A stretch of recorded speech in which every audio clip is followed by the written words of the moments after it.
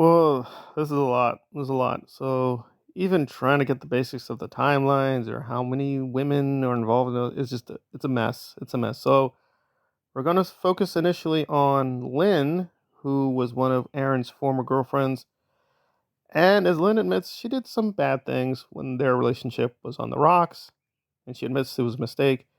She took some of their photos and gave it to Scientology. She apologizes for that. Didn't think that was the right thing to do, but it's a very sordid story. So the basics are that they've just had a very awful relationship for years and years. And for people who know Aaron, we thought, and he said several times, that he was having an open marriage. Now, we assume his wife is okay with this or knows this, but apparently, no.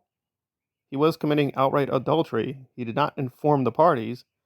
Also, he's a complete hypocrite because apparently he can have an open relationship, but if she had guy friends, not a boyfriend, just having men around her who liked her, he went ballistic and stalked them, confronted them. So this is not coming off good for Aaron. It's just a very terrible situation. And of course, some people are going to say, you're creating drama for the clicks and the mama. No, I've tried to really not get into this with Aaron because, again, this is a very sensitive area. I don't want people to ask questions about me and my personal life. It's none of your business. It's like, what do I believe in? None of your business. Who you're going out with? None of your business. So on and so forth. But if you're going to be the leader of Anti-Scientology, and he does, he's got the biggest YouTube channel devoted to Anti-Scientology. He has put himself out there as a movement leader, and he's running a foundation, wait for it, allegedly devoted to victims.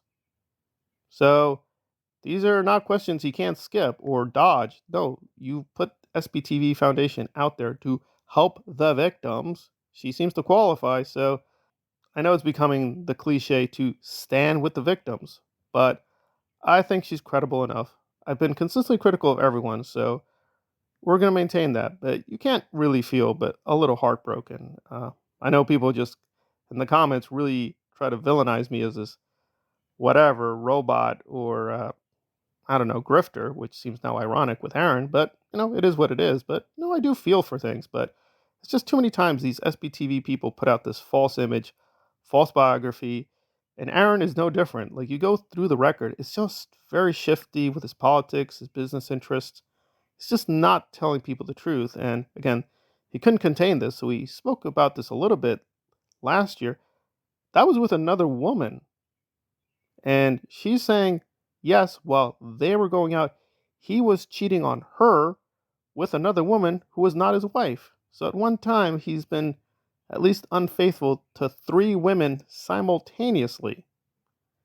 So it's just a complete mess. And this is not the end of it. There's another potential romantic scandal. So it's just a nightmare. It's just a headache.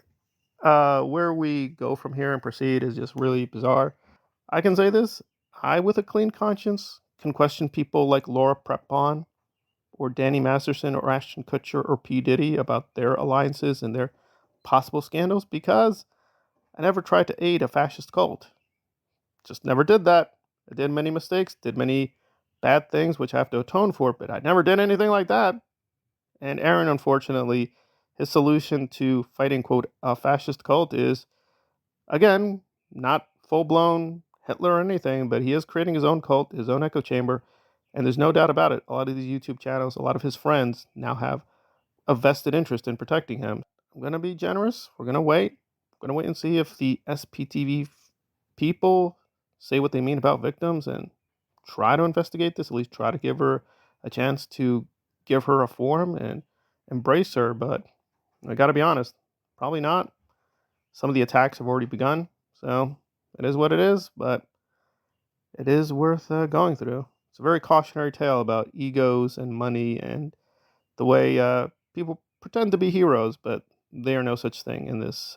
Because again, it is a good cause to stop miscavige, but there's a lot of people out here who just don't really care about that. They just care about their own personal agenda and, frankly, covering up their own scandals.